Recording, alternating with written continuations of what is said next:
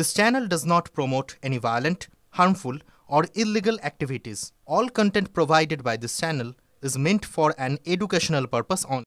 নমস্কার বন্ধুরা, আপনারা হয়তো শুনেছেন যে ভারতের ব্রহ্মোস মিসাইলের হামলায় পাকিস্তানের পারমাণবিক অস্ত্রভান্ডার কিরানা হিলস মারাত্মকভাবে ক্ষতিগ্রস্ত হয়েছে। পাকিস্তান এই কিরানা হিলস পাহাড় কেটে বাংকার বানিয়ে তাতেই পারমাণবিক অস্ত্র গোপনে জমা রেখেছিল, আর সেই পারমাণবিক অস্ত্রভান্ডারেই ভারত ব্রহ্মোস মিসাইল ক্ষেপণাস্ত্র হামলা চালিয়েছে। এই হামলা এতটাই শক্তিশালী যে বিস্ফোরণের পর কিরানা হিলস অঞ্চলে রিক্টার স্কেলে 5-এর বেশি মাত্রায় ভূমিকম্প ধরা পড়ে। এরপর খবর আসে এই হামলার ফলে পাকিস্তানের পারমাণবিক অস্ত্রভান্ডার মারাত্মকভাবে ক্ষতিগ্রস্ত হয়েছে, আর সেখান থেকে তেজস্ক্রিয় বিকিরণ বা নিউক্লিয়ার রেডিয়েশন ছড়াতে শুরু করেছে।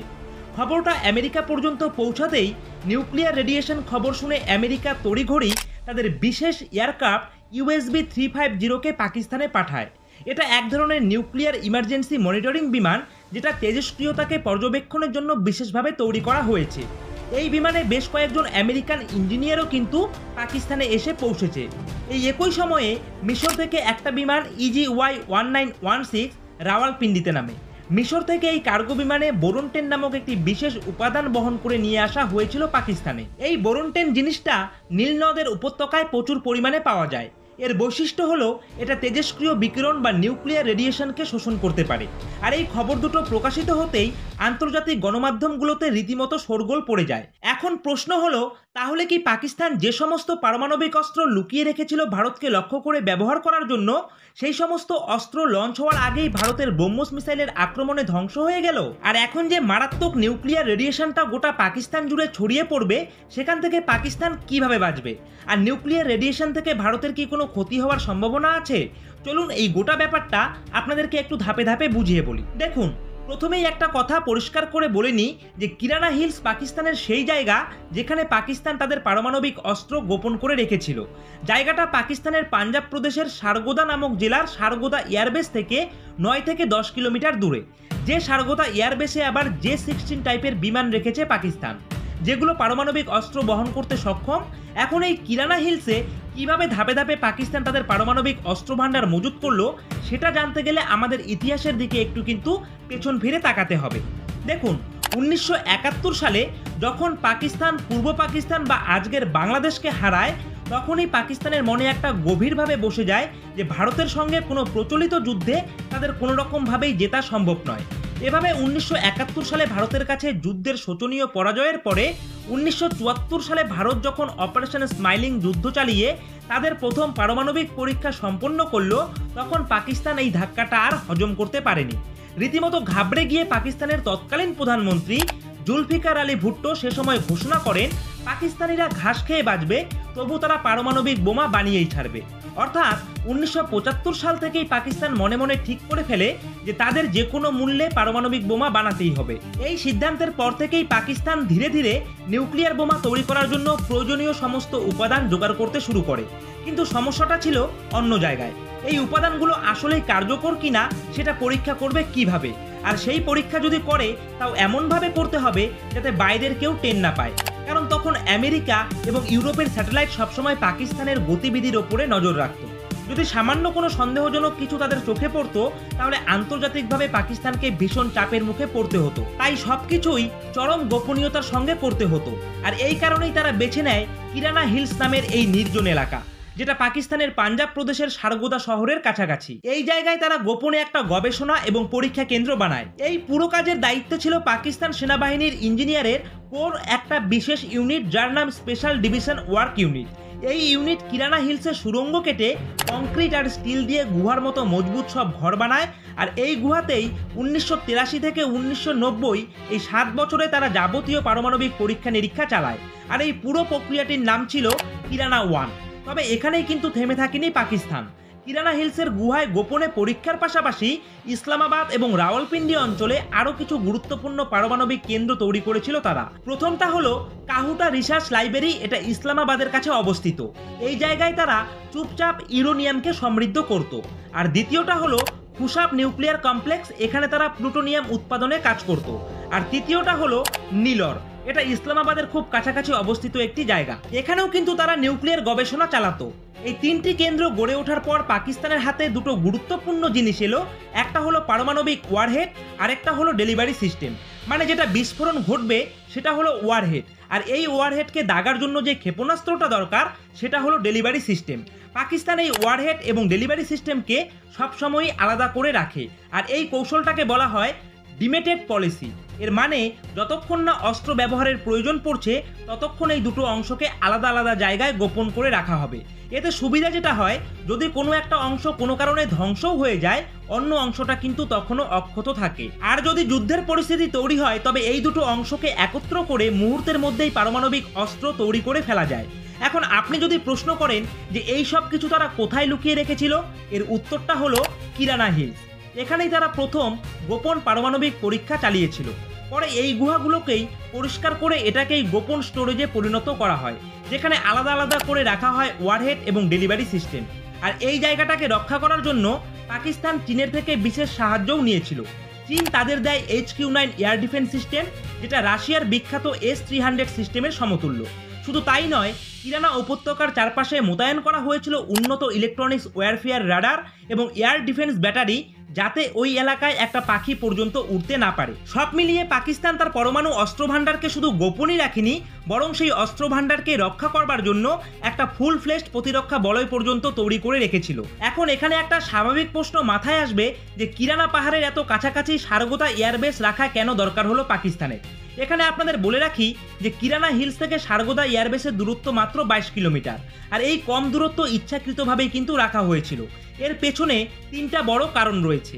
প্রথমত, যদি কোনো জরুরি পরিস্থিতি তৈরি হয় তাহলে দ্রুত যাতে সেই অঞ্চলে সেনা পাঠানো যায়, আর দ্বিতীয়ত সারগোদা এয়ারবেসের রেডার কভারেজ ব্যবহার করে কিরানাকে আরও ভালোভাবে সুরক্ষা দেওয়া যাবে, আর তৃতীয়ত এটি পাকিস্তানের সেন্ট্রাল এয়ার কমান্ডের হেডকোয়ার্টার, ফলে কৌশলগত দিক থেকেও এর গুরুত্ব কিন্তু অপরিসীম। এছাড়া এই ঘাঁটিতে মোতায়েন রয়েছে পাকিস্তানের শক্তিশালী যুদ্ধবিমান JF-17, আমেরিকার F-16, মিরাজ 3 এবং মিরাজ 5।